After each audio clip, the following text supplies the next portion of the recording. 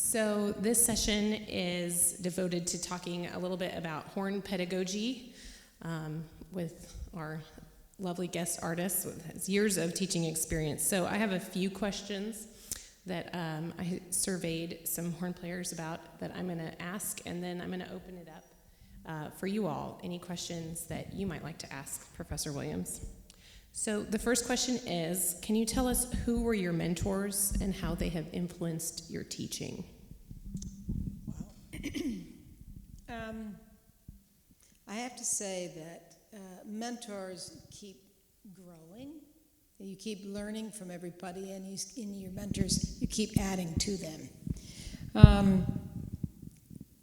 I didn't study as a kid. I didn't have any horn lessons till I got to college.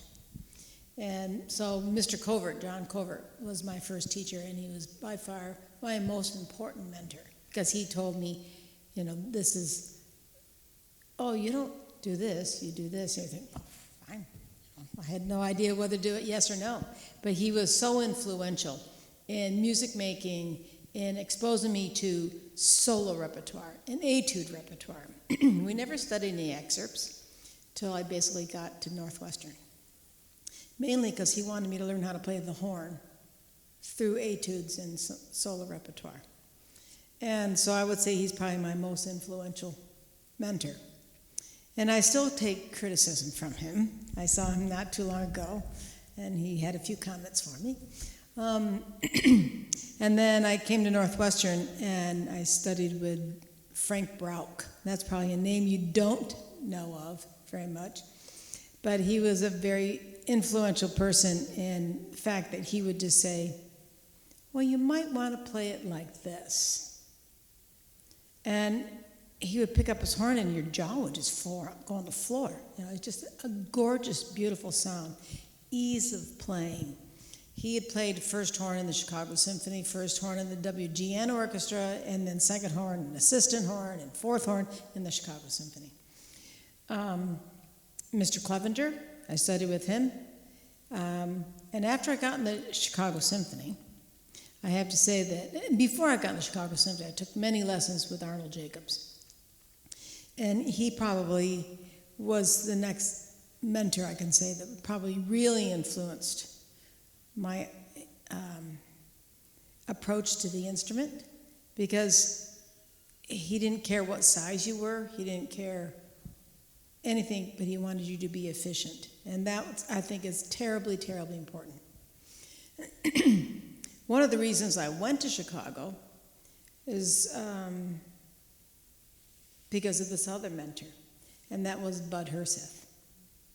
I heard on the famous Gabriella recording these orchestras. And I was dating a trumpet player at the time, and we argued over who. And we kind of parted ways when I said, no, I'm going to Chicago, sorry. I want to hear that trumpet player play. So I was really fortunate. The very first Chicago Symphony concert I went to, he was playing a concerto. And, one of these again. Very fortunate in my moving to Chicago. I got to play extra with a CSO fairly soon in May.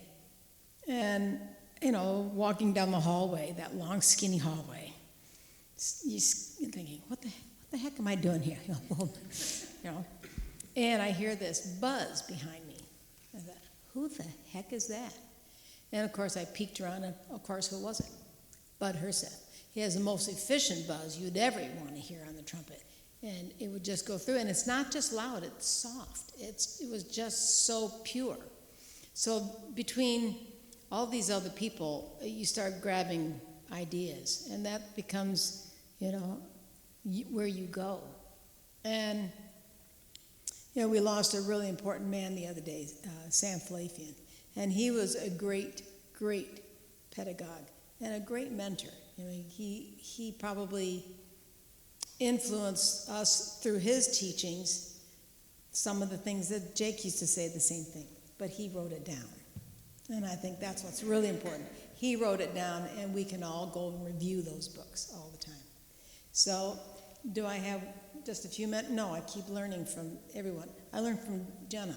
I learn from my students, because they come from other places and they bring things in. So I think it's really important to keep your eyes open and your door open for new ideas, because that's how the world goes around. Can you share with us any advice that you might have for balancing playing, teaching, and real life? It's always in balance, isn't it? It sometimes gets really wacky, depending on what you're doing. And it changes, and it's not going to be the same. It's just not going to be the same. When you're a student and you have a luxurious amount of time to practice, sometimes you waste it. And then you have a job and you have little kids and you realize you have a half an hour and you can't waste. You have to become a much better practicer and more efficient. Balancing life is something that I think, I'm not sure there's a complete circle. I think sometimes it's always a flat side, even to this age. Because with my husband being retired, I'm not. So he'll say to me after teaching all day, "What are you going to do today? What are you going to do tonight?" And I just kind of look at him like what I always do. I always go up in the attic and practice my horn, and I do. That's kind of that's what I have to do. After I teach all day long, and sometimes I can get a warm-up, and sometimes I don't get a warm-up because I've been in a meeting before my first lesson. Then you have to kind of fix things, and go back and do. I may not be working on any new thing. I may just go back and do my chantal book. I'll do a whole key. It's something I go to all the time. I just have to make sure I keep the basics up. And knowing what is in the next couple months, I know that I'll be driving out to Jackson Hole to play in an orchestra, which I haven't done very much of the year. So I have to get kind of into that kind of shape. So it's a balancing act of what's coming around the corner and what I have to do. So this is a comment. This actually came from Jeremiah. Not all great performers teach. Why do you enjoy teaching, and when was the moment you knew you wanted to teach? I did my music education degree. My mother was a music teacher, K through 12. I had my mom for 13 years. And I wanted to be a phys ed major. That's teaching your kid how to do a somersault. It's the same thing as, I'm very proud to say I have 3 grandchildren. They all can buzz. My daughter-in-law is like, she's spitting on everything, but she's not spitting on anything. She's buzzing. And it's just really an entertainment for me to see what they can do. So what was I doing the other day? I was teaching them how to do a somersault. I didn't tell them, their parents on their cushions. And then I got my horn out and my grandson was playing. So it's like I'm learning through their experiments. So through my teaching, it's sort of I'm still learning, if that's a good enough answer. And the fact that I think teaching teaches me more about how to place things. And I think it just adds to what you're doing. Some people really feel like at this point of your life you should be giving back. And I sort of feel a little bit of that too, that it's time now that I, share from my experiences of playing to students in the traditions that went on. How do you encourage students to pursue their career aspirations while being honest with them about the challenges of today's music industry? That's really hard. I will say this is a very hard question because if you know what's going on in Chicago right now, the Chicago Symphony is on strike. So you have this great orchestra not working for 4 weeks, and they got cut with their no health care. Boom. So it's really hard to, talk to your students about, this is a great, and it is a great life. Playing music is a great life. I think that's why in a university setting, you had better be going and taking some of these other classes. Because you're going to need, and I said this to my brass ensemble kids on Monday because of the strike. I said, I think it should be an assignment from everybody here to go over in that student union and meet someone new and invite them to your concert next concert you have. Because maybe they're going to become a doctor and they're going to support you in 10 years. Or a lawyer. Or go over to the journalism school and learn how to write. Or go to the marketing school. Meet some of these people and learn how to market your brass quintet that you want to be in. And I think that's the advantage of being in a university setting, so you can take these opportunities to learn other things. How do you handle high-stress passages or performances, and how do you train your students to handle them? Well, I kind of did it a little bit with Molly in the master class, you know. Instead of going, oh, you have to go, And it's that attitude of, did I practice it? Am I prepared to play that high passage? Instead of avoiding it or getting tension into your body. And the least amount of tension will help you play that passage. So I do the same thing with my students. I have an exercise ball. I make them sit on it. I have a little thing that I make them stand on and balance and imagine them playing something high. So if they have tension in their body, they fall off it. I think teaching them how to, I encourage them to do any kind of, I know you did some yoga this morning, any kind of mental exercises. I always have Robert Johnson, who plays in lyric opera, come because he does the meditation class. And anything you can add to what you're already doing, I think is really necessary, especially in this very fast life. Well, and you mentioned Don Green earlier, and I know he's been a big influence. He's a huge influence. I've read not only his books, I've done a lot of study with his ideas. And on my board, I have the 7 steps to centering. And some people say, oh, it doesn't really work for me. Well, then try something else. You have to be able to do something to shut off the chatter that's in your head and get into the music. And what you said today, you were talking about your picture of the girls plucking the flower. Perfect. Because I think you have to have that today to shut off the yak, yak, yak, yak, yak that's always in your brain. It's there. It's going to be there. So at this time, I'd like to open up some questions. Yes, Eric. When you have a new undergraduate student in your studio, where do you start with them? What's your process for figuring out what they need in their development? That's what's the fun part about teaching, is everybody's different. And when the administration says, I want to see your curriculum and I want to see your syllabus, I said, well, there's 20 of them. Here, there you go.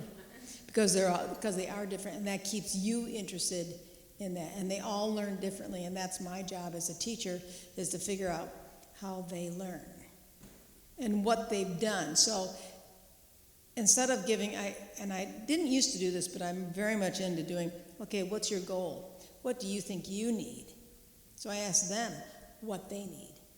Then I will tell them what I think they need. And many times it's the same thing. They're being honest, I'm being honest. But it's a short-term goal. It's maybe in a year you want to be able to do this. Okay, what are we going to do in these 10 weeks? And we just started spring quarter. And so I've been doing that all week long. Writing notes of, okay, this person, yes, you want to work on your low register. I can't agree with you more. So how are we going to do that? And I think that having short-term goals is as important as long-term goals, so you can actually get to that. And it might be learning all your scales and on the F horn and the B flat horn, those, just for example. But it's setting a goal and achieving it in a short-term process. Is there another question? Randy. Yes, sir. You obviously were a very good student.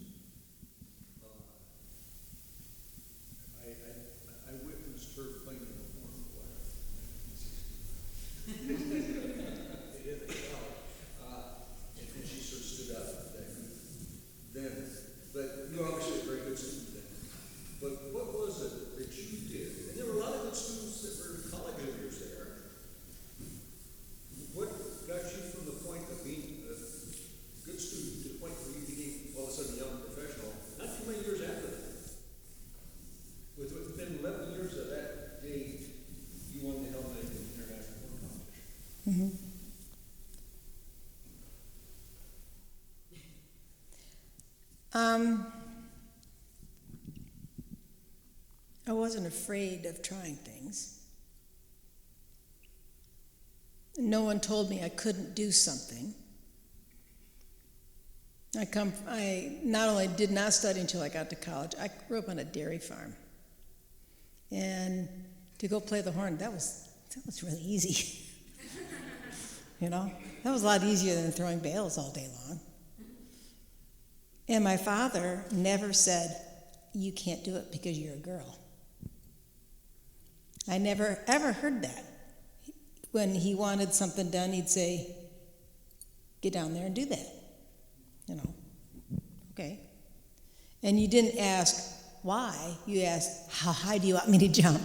You know, so it's, I think it was that kind of discipline from the farm life that I wasn't afraid to try. I had some great role models when I was a freshman and sophomore and junior. And besides Mr. Covert, there were some grad students that I just adored. And I thought, boy, if Martha Glaze can practice on a Friday night, I guess I should be practicing on a Friday night. So I had that going as a freshman. And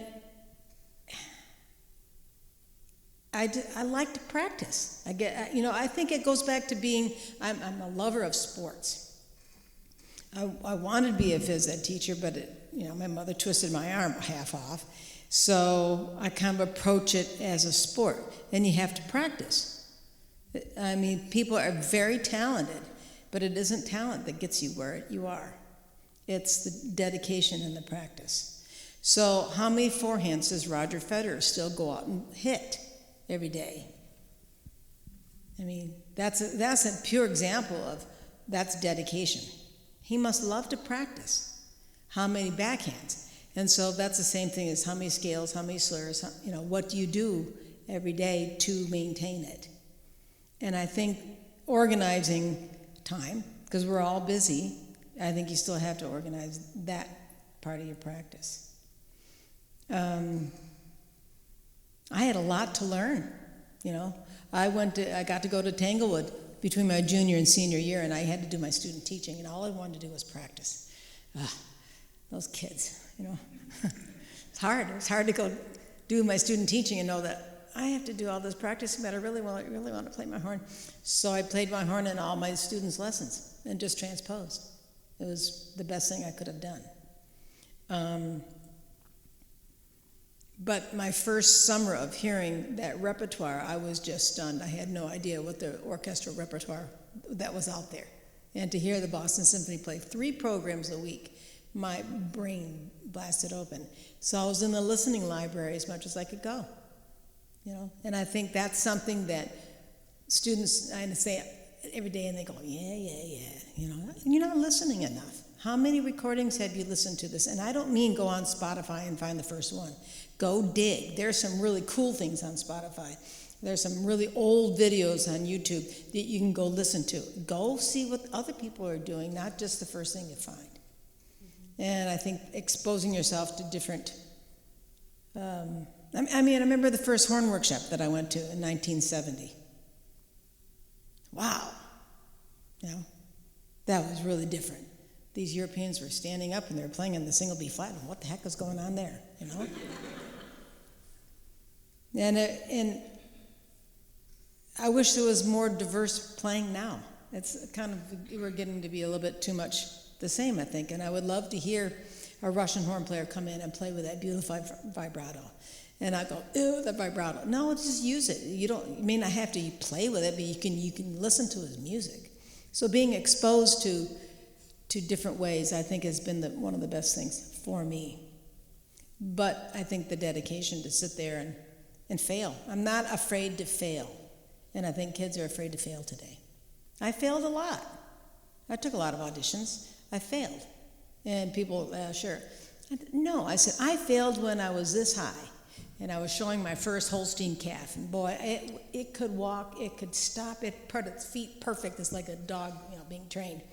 But it had a bad rump, so I got a yellow ribbon instead of blue. I failed. You learn from that, and you just keep going on from your mistakes or your failures or something, and you go, okay, that's not going to happen again. That kind of, yeah, yeah. Yes? There are a lot of music ed majors in here, I know, as well. What are some things you see that you would like band directors to do differently, either beginning band or high school, either with horn teaching or just music in general? What do you see coming in or in your travels? Do you have anything you would like us to do different in the future?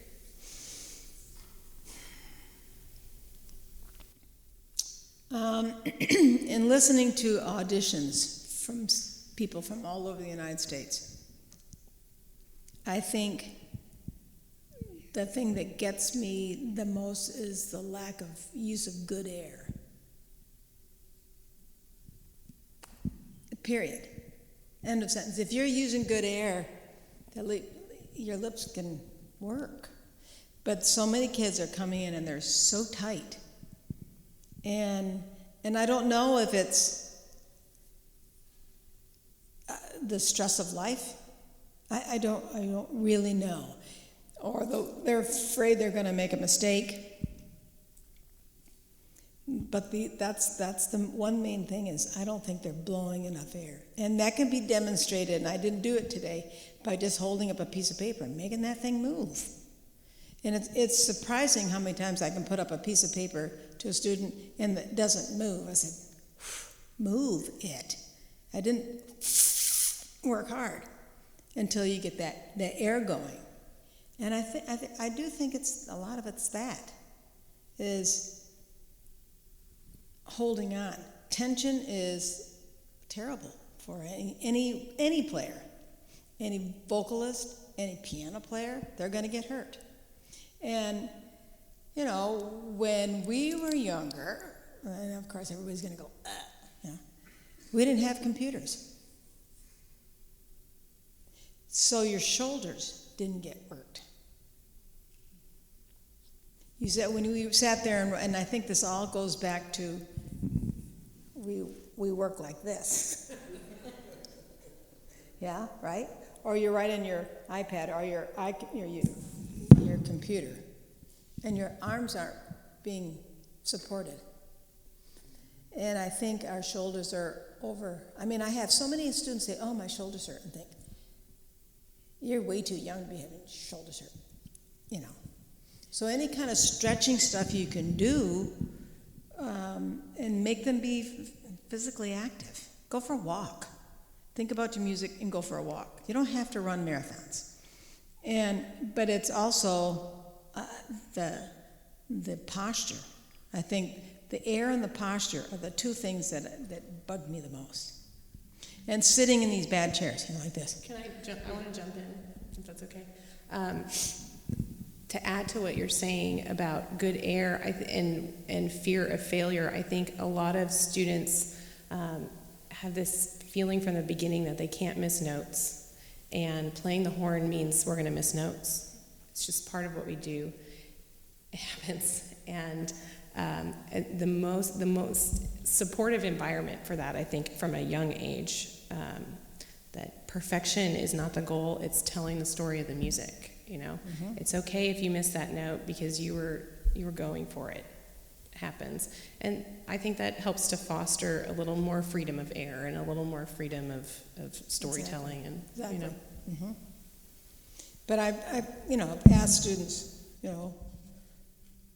about their high school band director, and they'll say, "Oh yeah, they just get on you if you miss any notes." I went,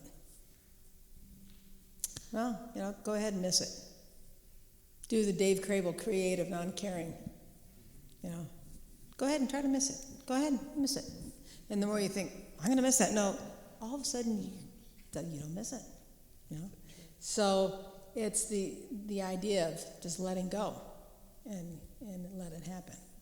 Yeah. And we're all going to miss notes. You sit there and go, well, how the heck did that happen?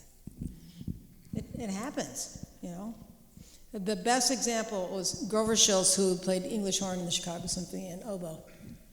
And I always think about this. When you miss something, you think, yep, Grover.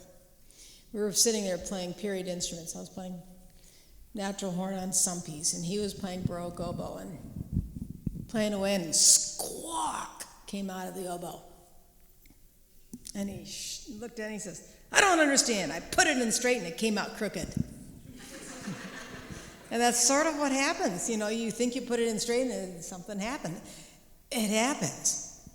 And Mr. Herseth used to say, if I miss a note, everybody's going to know I miss it. I'm not just going to approach something like, I'm just going to go for it.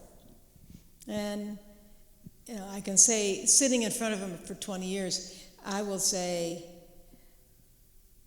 I don't remember if he missed anything, because it was probably the way he missed it. It didn't make any difference. It was the music that he was making, and if something nicked, it didn't, I don't remember. It was the way he was approaching the music, and he was always in it, always in the music. And that's what I think we can help ourselves, is if you're sitting in a chamber music piece, or with piano, or with orchestra, you have to know everybody else's part, so you know how your part fits in. And I think that's where people don't understand music as much. Okay, well, we have time for one more question. Rachel? So, of your many students who have gone on to have really successful careers, are there any quality or two that you can name that either they all had or you saw them develop over time that helped them be successful?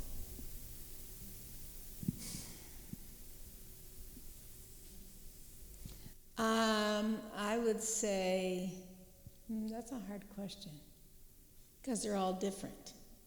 They all have different personalities. But I think that's okay. Letting their own personality come out in their playing. I wouldn't want anybody to try to copy anybody else. You have to be you. Have your own sound. This is something that I was speaking with someone the other day, that I think that everybody has their own sound because of the way they talk as youngsters. I need another DM student to do my research, because I'm not going to do it. But I feel, and Professor Faust, you can help me out with this one, I think everybody has their own voice, and it's how they let go and sing with it. And that's where successful people are, what they're doing, and the students. They're not trying to be a copy of somebody else. You can take their ideas, interpretation, but it still has to be your own, and I think you have to own it, and that's when you're successful. But the idea of tone color, I think it comes from when you start speaking as a little kid, and your face structure and the size of your tongue and everything else. And I think trying to create something that's not natural doesn't work. Doesn't work, because it's not them, But I think the basic thing that I always say to my students is, I want you to become your best teacher. So that's my primary goal when I'm graduating anybody. I want them to become their own best teacher so they can solve their problems. So in every lesson, I don't know how many times I asked Jena, well, what'd you do? What's different? Did you hear what was different? Because they have to solve it. And that comes from not only from teaching, but also Don Green said his respect for musicians went way up when he realized what we had to do, that you saw your teacher 1 hour a week, and then you had to go figure it out. He said, I'm the Olympic diving coach, or one of the coaches, for all these extremely talented divers in the United States, right? And they have 3 coaches, and I'm psychiatrist, and I'm all of these different people around there tell them, no, they'll point your toe and take a little bit smaller step. And he says, and what do they do when we walk out of the pool area? They're doing cannonballs. They're not practicing. They're fooling around. And what do musicians do? You get your instruction from 1 hour, and then you have to go downstairs. So he said, I was so impressed when I realized what musicians really have to do on their own. So they have to be their own teacher. So that's my main goal, is to make sure you know how to fix something if something goes astray, and you can think, okay, let's take a step back and let's go backwards a little bit. And sometimes that means putting the horn down. It's not going to kill you to take a couple days off for a week. You're not going to lose it. Sometimes you come back thinking, oh, I was just doing this and this, and this is kind of weird. So taking a little break, I think it's not bad. It's just choosing when to do it. You're not going to take a break a whole week if you have to play, I don't know, Counter-Strike or something the next day. No, you're not going to do that. But it's choosing when. Yeah. Okay, well, thank you very much. You're very Wonderful welcome. insights into teaching, and thank you to all of you for your questions.